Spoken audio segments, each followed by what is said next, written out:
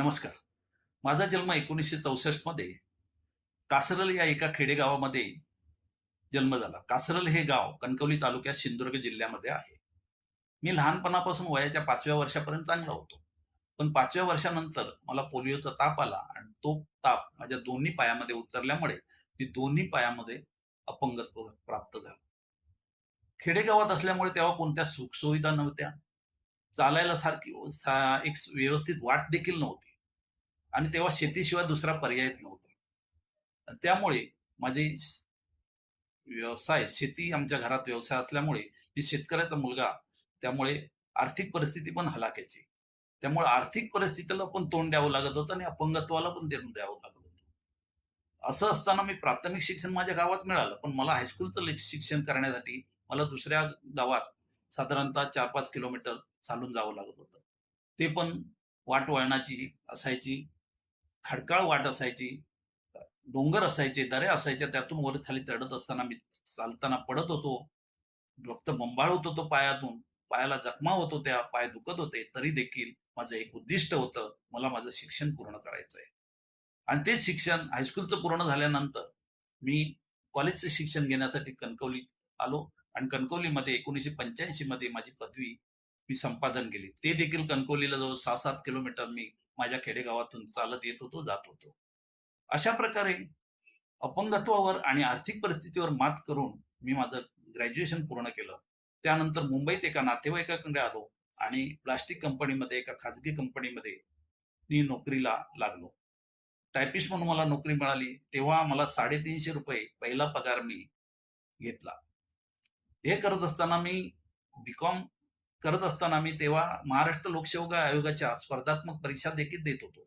1983 मध्ये मी लोकसेवा आयोगाची परीक्षा दिली होती. त्याच्यात मी मेरिटमध्ये आलो होतो. परंतु तत्कालीन मुख्यमंत्री शरदचंद्रजी पवार यांनी तेव्हा झिरो बजेट डिक्लेअर केला होता. मग तो झिरो बजेट असल्यामुळे सरकारी नोकऱ्या बंद होत्या. ह्या झिरो बजेटची बंदी 1990 मध्ये उठवल्यानंतर मला 1990 मध्ये लिपिक या पदावर शासकीय नोकरी मिळाली आणि त्या नोकरीवर आल्यानंतर देखील मी माझं शिक्षण थांबवलेलं नव्हतं.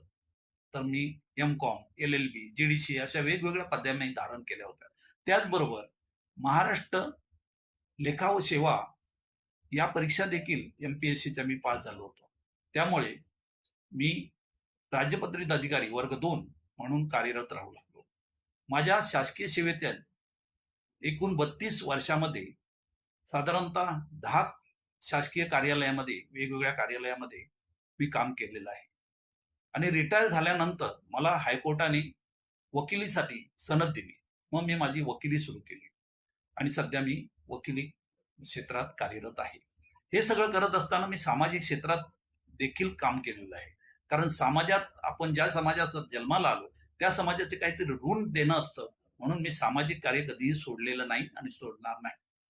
आणि त्यामुळेच मी सामाजिक कार्यात देखील वेगवेगळ्या ठिकाणी वेगवेगळी उल्लेखनीय कार्य केल्यामुळे मला आतापर्यंत साधारणतः 23 वेगवेगळे पुरस्कार मिळालेले आहेत.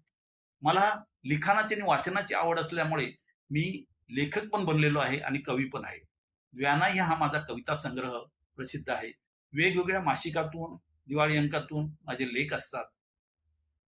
अशा ह्या साहित्यामध्ये मी उल्लेखनीय कामगिरी केल्यामुळे तुळजापूर येथे भरलेल्या अखिल भारतीय काव्य संमेलनामध्ये मला संत तुकाराम महाराज काव्य पुरस्कार मिळालेला आहे. त्याशिवाय अद्यापही मी सामाजिक क्षेत्रात कार्यरत आहे. आमच्या समाजाचे सावंत भोसले कुलस्वामिनी प्रतिष्ठान मुंबई इथे मी सहचिटणीस म्हणून काम करत आहे. महाराष्ट्र राज्य दिव्यांग कर्मचारी व अधिकारी महासंघ हे राज्यस्तरावरचं काम आहे. तिथे मी राज्य मार्गदर्शक म्हणून काम करत आहे. पत्रकार उत्कर्ष समिती मुंबई इथे मी विधी सल्लागार म्हणून काम करत आहे. आमच्या गावचं एक कासरल उत्कर्ष गाव मंडळ, त्याच्यावरती मी खजिनदार म्हणून काम करत आहे.